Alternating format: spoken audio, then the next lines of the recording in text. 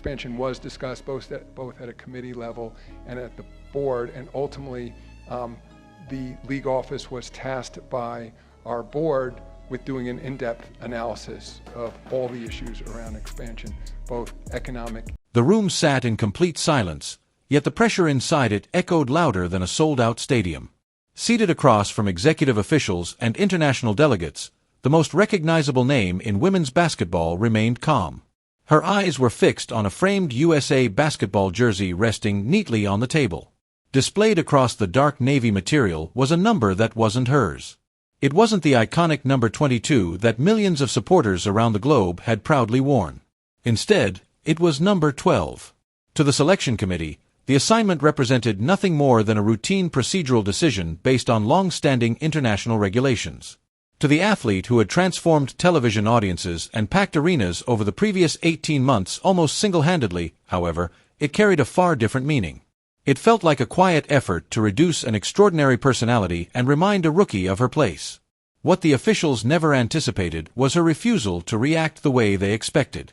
She didn't argue. She didn't raise her voice. She didn't create a spectacle. Instead, she calmly slid the jersey back across the table, rose from her seat, and made it unmistakably clear that if those were the conditions they intended to enforce, they would move forward without her. In that instant, the most profitable Olympic marketing opportunity in sports history was left hanging by a thread. To understand how everything unraveled so rapidly behind closed doors, it's necessary to understand what that single number truly represented. In today's sports landscape, a jersey number is far more than fabric attached to a player's uniform. It's an entire business. During her remarkable career at Iowa, Caitlin Clark turned number 22 into a symbol of impossible long-range three-pointers, record-setting television audiences, and a dramatic cultural shift within women's basketball. Clothing companies launched enormous marketing campaigns centered around that image. Children filled arenas wearing personalized hoodies, sneakers, and replica jerseys carrying those exact digits. By the time she entered the WNBA with the Indiana Fever, those two numbers had already created tens of millions of dollars through ticket revenue, television rights, and merchandise sales around the world. Therefore, when USA basketball officials treated the jersey assignment as nothing more than a routine administrative formality, they completely overlooked the larger significance. Replacing that number wasn't simply a cosmetic adjustment for an international competition. It effectively erased an identity that had reignited an entire sports economy almost overnight. Yet that issue represented only the visible layer of a much larger dispute developing beneath the surface. The dispute had actually started several weeks before, when the original roster selections were completed. The backlash over excluding the sport's biggest attraction from the primary lineup was immediate and intense. Major television networks quickly became concerned as executives estimated how many casual viewers might tune out. Corporate sponsors also voiced immediate worries about losing valuable exposure during the height of the summer sports season. Away from public view, emergency meetings were organized as officials searched for a way to manage the growing controversy without appearing to surrender to outside pressure. Publicly, decision-makers cited traditional selection standards, physical readiness, and veteran experience as the official justification. Behind the scenes, however, internal sources suggested that the true conflict originated within the locker room itself. Veteran players who had spent more than a decade helping establish international women's basketball believed every newcomer should earn her position through the established hierarchy. In their view, paying your dues came before receiving any special consideration, regardless of ticket sales or fan popularity. That mindset laid the groundwork for a confrontation no one anticipated. Then an unexpected opportunity emerged on the national team because of changes in player availability and scheduling. The committee extended an offer that, on the surface, appeared to be the ideal solution for repairing a public relations crisis while strengthening worldwide television interest. Yet when the proposal arrived, it included conditions that seemed less like a genuine invitation and more like an effort to assert authority over the league's newest superstar. Assigning jersey number 12 was presented as nothing more than compliance with long-standing international numbering traditions. For many years, international tournaments had followed strict numerical guidelines for team uniforms, leaving athletes with little flexibility regarding personal branding. In recent seasons, however, those restrictions had been eased across multiple competitions, allowing players to keep their familiar domestic numbers for marketing consistency. Giving the sport's most valuable attraction number 12 was not an unavoidable administrative requirement. Instead, It delivered a carefully calculated message hidden behind procedural language. Inside this program, personal identity would always come second to institutional conformity. As soon as the proposal reached the players' management team, the reaction was swift. Accepting a mandatory identity change under the banner of organizational tradition would establish a dangerous standard for future business opportunities. It suggested that an athlete could create billions of dollars in attention for a governing organization while having little control over her own image, branding, or commercial identity. Clark's choice to reject participation under those circumstances caught the committee completely by surprise. Officials believed that the honor of representing the United States internationally would outweigh concerns involving marketing or personal branding. They expected the young superstar to simply accept the assigned uniform, with a designated number, and quietly take her place at the end of the bench. Instead, they underestimated how dramatically the economics of modern sports had changed. Today's elite athletes are no longer merely participants within an organization. They have become independent media brands with audiences that often rival or surpass the institutions overseeing them. Her refusal wasn't simply about the number printed on a jersey. It was a declaration that the era of unquestioned executive control had fundamentally changed.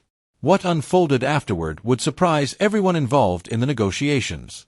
As the disagreement continued, the financial impact intensified at an alarming pace. Major television networks that had secured broadcasting rights for the tournament began demanding answers about projected audience numbers during prime viewing hours. Travel agencies noticed an immediate decline in overseas ticket packages purchased by fans hoping to attend the games in person. Broadcasting partners also recognized that if the sport's biggest attraction was absent from the lineup, many casual viewers who had followed the season would simply turn their attention elsewhere for summer entertainment. The committee gradually realized it was staring at a full-scale commercial crisis, yet pride kept its members from publicly reversing course. Acknowledging an error would weaken the committee's authority and risk upsetting veteran players who had insisted on strict adherence to long-established traditions. As a result, officials found themselves caught between defending an outdated hierarchy and safeguarding the largest financial surge women's basketball had experienced in more than half a century. At that point, NBA Commissioner Adam Silver entered the discussion, breaking with normal protocol. Although the NBA and WNBA function under separate leadership structures, Silver has consistently monitored business decisions that influence the overall growth of professional basketball. During a media availability, he was questioned directly about the controversy surrounding roster selections and team management. Rather than offering a routine public relations response, Silver provided a thoughtful and carefully measured statement that acknowledged the internal conflict while subtly criticizing the way it had been handled. He explained that in today's sports industry, fan interest and financial expansion are closely connected to iconic personalities. He also emphasized that while organizational traditions remain important, ignoring what fans clearly want is one of the fastest ways to lose cultural relevance. His remarks sent shockwaves throughout executive offices, confirming publicly that the division behind the scenes was genuine and suggesting that intervention at the highest level might be required to protect the sport's long-term commercial future. Silver's comments also exposed the internal politics that had largely remained hidden. Behind closed doors, veteran members of the national program had quietly expressed frustration for months over the extraordinary amount of media attention focused on a single rookie. For more than 20 years, women's basketball had been sustained by dedicated pioneers who competed before modest crowds, accepted limited salaries, and endured exhausting travel schedules without many of the basic comforts athletes now enjoy.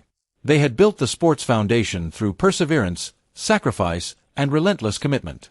Watching a newcomer immediately receive historic shoe contracts, national television exposure, and worldwide endorsement opportunities naturally created feelings of resentment among some longtime veterans. Many believed that years of their own hard work were being overshadowed as the spotlight centered almost entirely on one individual. Under those circumstances, surrendering something as seemingly simple as a jersey number came to represent much more than a uniform. It felt, to them, like giving away the legacy they had spent decades building in exchange for modern-day popularity. The conflict extended well beyond the locker room and reached the corporate sponsors whose financial investments were deeply connected to the outcome. Leading athletic apparel companies had invested millions of dollars into advertising campaigns centered around specific jersey numbers, recognizable color combinations, and established player identities. Replacing a familiar number with an unfamiliar one disrupted carefully planned product releases, print promotions, and international distribution strategies that were already underway. Behind closed doors, corporate executives made their concerns unmistakably clear. warning league leadership that weakening an athlete's established brand identity would carry significant financial consequences for future sponsorship agreements. When a player's public image is intentionally diluted, every commercial opportunity linked to that athlete suffers as well. The sponsors emphasized that their priority was maximizing the return on their investments, not preserving outdated institutional gatekeeping. While league officials argued over policies and sponsors measured the potential financial damage, public opinion continued to shift sharply against the governing body. Social media platforms filled with criticism accusing the organization of being disconnected from today's fan base. Online petitions gathered tens of thousands of signatures within a single night, demanding major changes to the leadership of the selection committee. Fans highlighted what they viewed as an obvious contradiction. The organization eagerly used the player's popularity to promote ticket sales and television broadcasts while refusing to provide her with a fair place on the active roster. As a result, the story evolved from what initially appeared to be a routine administrative decision into a powerful narrative of an outdated establishment attempting to suppress a transformational talent.